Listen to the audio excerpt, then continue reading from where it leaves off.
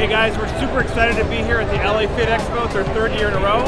And what we're going to be doing today is we're going to be launching a tasty pastry. It's a low-carb Pop-Tart. It's got 3 to 4 grams of net carbs. And we love this show. This is our best place to be in LA.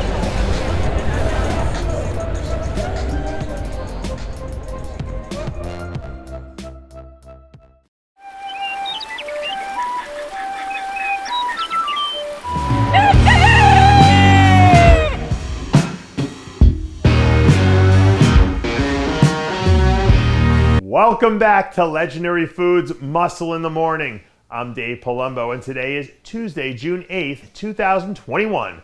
And let's find out what's going on in the world of bodybuilding and fitness. Sometimes I have to tell my clients that instead of guessing the future, they need to shape it. One of the best ways to do that is to create the sort of lifestyle and habits that give you the best chance to succeed, instead of leaving things up to chance. So now that there are less than 10 weeks to go before he makes his season debut, now would be the time for Kevin Jordan to start doubling down on some of those old winning habits. Even though it's been almost 3 years since the last time he competed, you wouldn't know it just by looking at him. He still has all the size and shape that made him so dangerous, only now he's probably fresher than he's ever been at any point in his career, which definitely works to his advantage. So if he can knock off the rust and the cobwebs, landing somewhere in the top 6 feels like a realistic possibility. To a certain extent, contest prep is a little like bike riding in the sense that you forget how hard it is until you're about halfway through. But once you're past the initial phase of discomfort, muscle memory starts to take over, and then before you know it, you're staring at the finish line.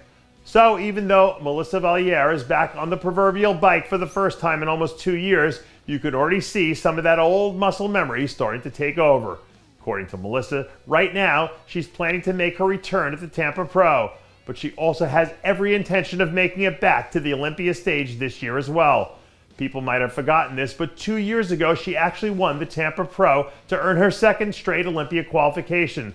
So the path for her to get back there seems pretty clear. Once she takes care of business in Tampa, it'll secure the qualification and free her up to use the next few months to go all out with her Olympia prep. Because once that first domino falls, it won't take long before everything else falls into place. I know that we've been talking a lot about the 212 division and the Chicago Pro over the last few weeks, but I want to put another name on your radar, Alfred Chiriac. Last week, and I heard from a source that Alfred was tossing around the idea of making his season debut in Chicago, with the hope being that it would put him on the path towards qualifying for the Olympia before it rolls around in October. Believe it or not, he actually qualified for the Olympia last year too, because he placed third at the Europa in Spain at his pro debut, and that was the show that gave out qualifications to the top 3 of a handful of divisions, because they ended up having to cancel so many contests in the middle of the season. I've heard people close to Alfred say that they believe he has what it takes to be a top 10 Olympian right now. So if he gets off to a good start in Chicago, those top 10 sentiments might not be as far off as some people think. Earlier today, I read an article about something called completion bias, which essentially explains why our brains feel compelled to complete a task after we start it. For whatever reason, it's something that's hardwired into our DNA, and it explains why the act of just going through the motions sometimes is so important. It's because once we start, our wiring drives us to finish. So with that in mind, now that Yarishna Ayala is starting down this path to become the first ever Wellness Olympia champ, the rule of completion bias says that she'll be wired to see this all the way through. Coming into the season, there was a lot of energy behind Yarishna as someone who could come in and set the standard in this division. And that still is true now as it was then.